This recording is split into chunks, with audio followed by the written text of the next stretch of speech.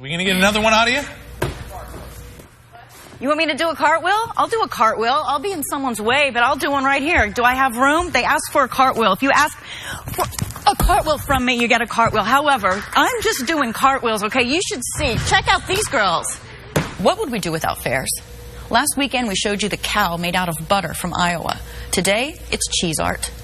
Cheese lady Sarah Kaufman is transforming a block of cheese at the Upstate Fair in Michigan. There she is right there. You see her sitting in a 42-degree chilled room carving a 640-pound block of cheddar cheese into what they're calling a tasty sculpture with a cow. The finished piece celebrates milk, how it goes from farm to table in 48 hours. You know, gates open in 5 days for the New York State Fair in Syracuse. Greg, you ever been out to Syracuse for the New York State Fair? It's one I've not been to. Once. You've I was out there once, and I got to see the big sculptures of butter. They have them too. See, that's why I brought it up. Yeah, I know, it's incredible. I mean, it really is a great fair. So much to do, and they have so many artists and music guests there that are just fantastic, and they're big time artists. So let's see, Everclear is there this year. Eric Church is there. Oh my goodness. Meghan Trainor had to cancel her appearance because of her the surgery she had to have on her throat. Oh, okay.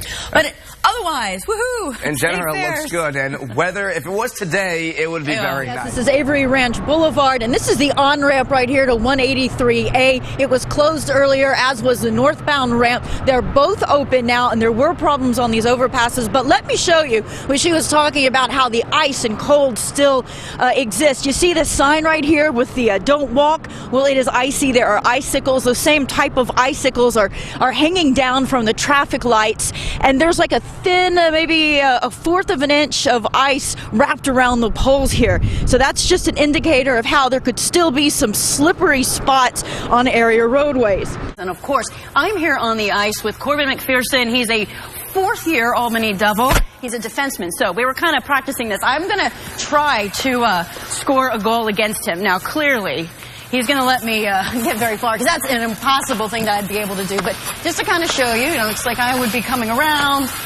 And, okay, that would be it. It didn't work as well as it did in practice. So what we decided to do, you're going to show me a couple of penalties. Sometimes when people are at hockey games, maybe you're not sure what's going on. So what was the first one? A lot of stick penalties on the ice.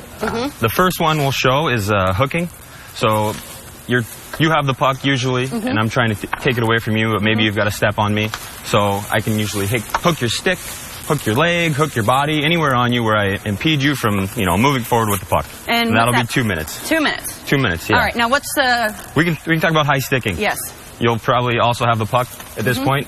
I'll try to lift your stick, take the puck, and my stick might get away from me. I might hit you in the arm, I might hit you in the glove, I might hit you in the face. And if I draw blood, that's 4-minute penalty. But if you don't draw blood, it's only 2-minute penalty. That's right, yes. All right, and we have another penalty to talk about? We have cross-checking. It happens in the defensive zone a lot.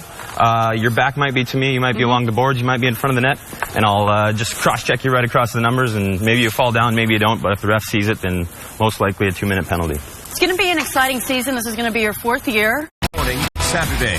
7:48 on this Saturday morning. What do registered sex offenders, identity thieves, and a convicted murderer all have in common? Well, they all passed Uber's background check in California. That's according to a civil complaint filed against the ride-sharing company. Uber's accused of misleading customers about driver background checks that sometimes fail to turn up felonies or misdemeanor charges. Uber does not use a fingerprint ID test, so its results are limited to commercial databases going back 7 years. Still no Uber in Albany after the state legislature ended its session without acting on any bills that would have allowed the company to operate here. Well, maybe you use the music streaming service Spotify. Well, if you do, have you read its new privacy policy? The CEO happens to be apologizing for it. It suggests that Spotify can track your location, collect your photos, and browse through your contacts. It can also check out your Facebook post and share information with advertisers. The goal, Spotify says, is to create a more customized experience. But CEO Daniel Ek tried to clarify the new policy in a blog post yesterday, saying if Spotify users don't want to share such information, they don't have to. X says the company will always ask for permission before accessing any data and plans to update the policy to better reflect that. You cannot leave your best friend out of your wedding ceremony, especially after he's diagnosed with terminal bone cancer. So bride and groom changed their wedding plans to make their very sick dog, Dude, their ring bearer. Cassidy Williams was going to leave her pet behind during her beach wedding, but following the diagnosis, she wanted his last days to be special. So, dude got to enjoy the beach on the Oregon coast and be a part of a ceremony. Oh, look at that. For memories of a lifetime, and you saw such great wedding pictures. Yeah, choke you up there. All right, well, speaking of photos, who needs to hire someone anymore when you can take them yourself? Everyone and everything these days seems to be taking selfies. But this one could be the most out there. This is a selfie taken from the planet Mars by NASA's Curiosity rover. We're going to spend the morning going through all the different costumes here at the Costumer on Central Avenue in Albany. Joining me right now, look who I'm interviewing. I got kind of an exclusive here. 9:48 on this Saturday morning. I'm Heather Kovar. Tomorrow, the USA women's national soccer team will take on Japan in the World Cup final. This is a rematch of the last World Cup where the two teams faced off in 2011, but then Japan prevailed in a penalty shootout after a 2-2 draw. To get to this point, on Tuesday this past week, the USA defeated number 1 ranked Germany in Montreal in the semifinals. And there's your USA chance, filling the largest stadium in the tournament. Some people from the capital region made the trip to Montreal, sending in this video from the crowd after we scored one of our 2 goals. We also have some pictures from the exciting match. Thanks to Rod Johnson for sending these in. These are some nice pics from the pitch. You see more than 51,000 people were in attendance. We also have the lines of people leaving right there. And then a pic returning to America. There it is, all while still celebrating USA's 2-0 victory over Germany last week. That win sends Germany to vie for 3rd place against England today. Had Germany beat USA, imagine, on this 4th of July, USA would be playing England. Heading into the match, though, we wanted to give you a little information, a little background on the 2 teams. So here's Germany. Right here. Perfect Saturday, fantastic Wednesday on. Thank you so much, Greg. Well, the announcement could come tomorrow or maybe Monday on whether American Pharoah will race in the Travers. Naira's Chris Kay told News 10 ABC's Josh Rottenberg yesterday that he is cautiously optimistic. So we'll bring back the chant, right? Faratoga, Faratoga. All right, until then, the racing continues. Today's featured race, the Alabama Stakes, kind of considered the Travers for the female horses. This Saturday night at Proctor's, you can hear world-class Juilliard-trained violinist Charles Yang. He's going to play with the Empire State Youth Orchestra, some crossover music, including things like Hotel California. On a dark desert highway, cool breeze in my hair. The concert is meant to offer a blend of the traditional with modern to appeal to a broad audience. We thought, why not take the orchestra and turn it into a rock band? Along with Eagles' Hotel California, they'll also play Queen's Bohemian Rhapsody and the Beatles' Blackbird. A lot of people play Blackbird. A portion of his version.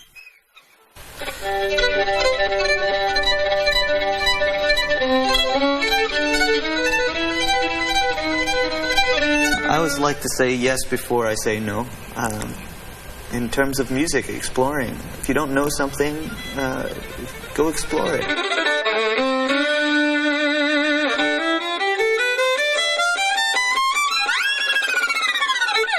For me, it's to see these children work, you know, through music, kind of like I did, but, you know, they're seeing things in a new light, you know, whereas I've seen a lot of things, and, you know, sometimes I forget that there's much more to learn. You know, there's a lot more. I'll be a student in music for the rest of my life, and they're starting out their careers, you know, so it's really exciting. While here in the capital region, the Austin, Texas native will also hold workshops and concerts at some local schools.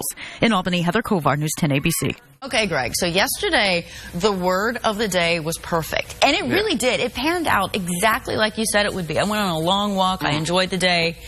Beauty. Now, today. Today. Not quite perfect? Or not perfect. Close to perfect? Close to perfect. What, is there a word yesterday for was close a perfect to perfect? 10. Yesterday was a 10. Today is going to be like an 8.